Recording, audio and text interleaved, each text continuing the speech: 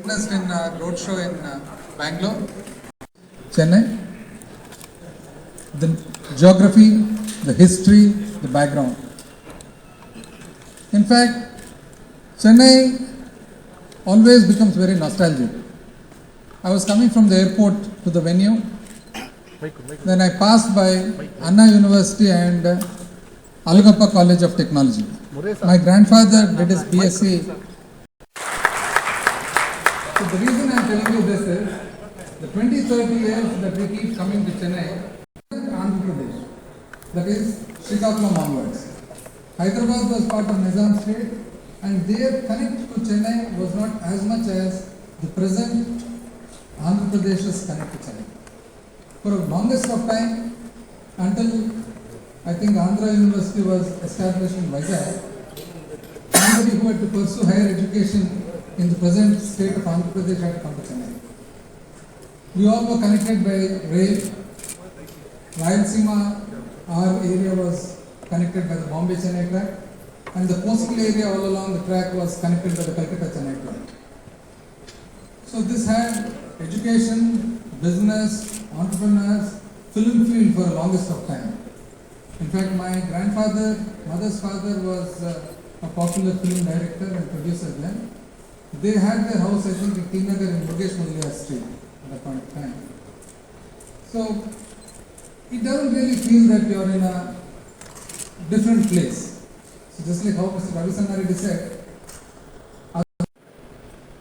and this mostly because of ports as well as the industrious nature of the Tamil-speaking people that I would like to acknowledge. So, the traditional sectors such as automobile, textiles, chemicals, petrochemicals, engineering, and Tamil Nadu also has a strong maritime infrastructure, renewable energy, social infrastructure, and now modern IT, global capability centers, data centers, emerging technologies, defense, electric vehicles. All this is now an integral part of Tamil Nadu that has made this into one of the most industrious and the forward looking states in India. But then, historically, if you look at business, commerce, industry, man always was adventurous and looking at opportunities. So that is the reason that the Europeans started colonizing, and then the Europeans went again to the west towards America looking for opportunities. And then certain areas, mostly by virtue of the natural advantages that are there. Now, Europeans always wanted to come and discover India. By mistake, they discovered America. But then, what part of America actually became industrious? It is only a part that has a natural advantage in it. So, it is not that people went looking to do business or commerce in some place like Sahara Desert. It is only in a place where naturally there is an advantage.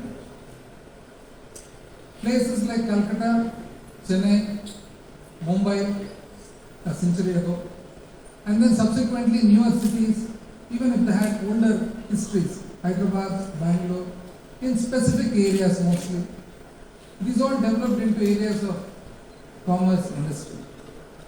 But then, if you look at a curve, it always is that the local advantages that are there, the reason for the plateau happening is not that the market has lessened, or not that the raw material has lessened, or not that any other factor actually has influenced to that extent. It is mostly that the place has become so big, commuting, and then certain communications and requirements for somebody to do industry, all this become a little difficult after a certain point of time.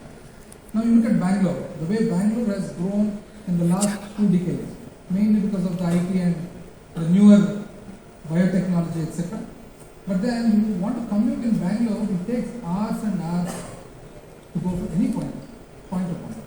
Similarly in Chennai, when I was doing my schooling, we used to have this lovely small street corner restaurant named Nagas, Mungabakam High Road, that corner where we go to Loyola College.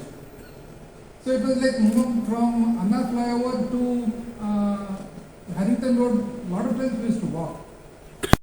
Now, the amount of time it takes to commute from Anna flyover to anywhere is just humongous. So these are all the disadvantages of a place that has grown beyond a certain point. So then comes, what does somebody in manufacturing or industry want? It is quite natural that they would want a place that has all the facilities to do business, to do industry. And some of them are raw material, market, logistics, power, water, and also a safe and secure and sound and stable political environment and atmosphere. There are various other factors that normally come, the newer ones like, the supply chain, the IT part of the contribution to the industry, etc. But again, fundamentally, it is again these things that come to manufacturing industry. And now recently, the workforce in the higher and higher technology businesses that are there. So now, where is Chennai located? And where is the Andhra border located? What is the geography? What is the culture? What is the connect? Andhra Pradesh, just like outskirts of Bangalore is Andhra Pradesh. Here in Andhra Pradesh, we have a huge land bank. Our secretaries explained to you in detail. The only state with 3 industrial corridors: the Vizag Chennai, the Bangalore Chennai, and the Hyderabad Bangalore. We have close to about 50,000 acres of land in the form of industrial estates, where world-class infrastructure is available and is being made available. So these are all mostly in sync with nature. Therefore, there is a certain specification and quality about all the infrastructure that is there. 50,000 acres is not a joke, and 50,000 acres in the form of a hinterland that is very well connected to ports. Now, if you look at the advertisement that just was there before, Advantage Andhra Pradesh, where this is India's gateway to Southeast Asia. Now, in Tamil Nadu, we have ports too. We have the big Madras port, Chennai port, we have Ennur port, we have Thoothukudi port, etc. But again, as I said, beyond the point, the logistics to the hinterland, the dredging that is there, the traffic that is there, the amount of cargo that is being handled, there always comes a point in the sine curve where it plateaus. There, just a few kilometers away, not thousands of kilometers, just a few kilometers away, you have a whole big set of ports again, all along the Andhra coast, which was just explained to you in detail, starting with Krishnapatnam all the way up to Visakhapatnam, and new ports also being developed right now. So these are all the advantages that any manufacturing industry would want. And when it comes to the IT part, the service part, etc., our Honourable Chief Minister recently has announced, and he has also invited everybody to come to Vizag, the next destination. On the east coast, after Calcutta and Chennai, the big city, Vizag. Vizag being a city that again is at an automatic advantage, the reason being the cosmopolitan nature that is inherent with Vizag. We have the RINL, the Rashtriya Ispat Nigam, this Vizag Springs. Then we have the Eastern Naval Command headquartered there. Then we have the Hindustan Shipyard. Then we have the petrochemical complex. And we have various other industries that are there for quite some time, for decades, that has made Vizag itself truly cosmopolitan in nature. There are few cities in the world and in the country where an outsider goes and doesn't feel that you are new to the place. Just like how you don't feel new in Delhi, you don't feel new in Bangalore, you don't feel new in Vizag. Because Vizag itself is a city that is inhabited not by the original Vizagites but people from all over the state and all over the country.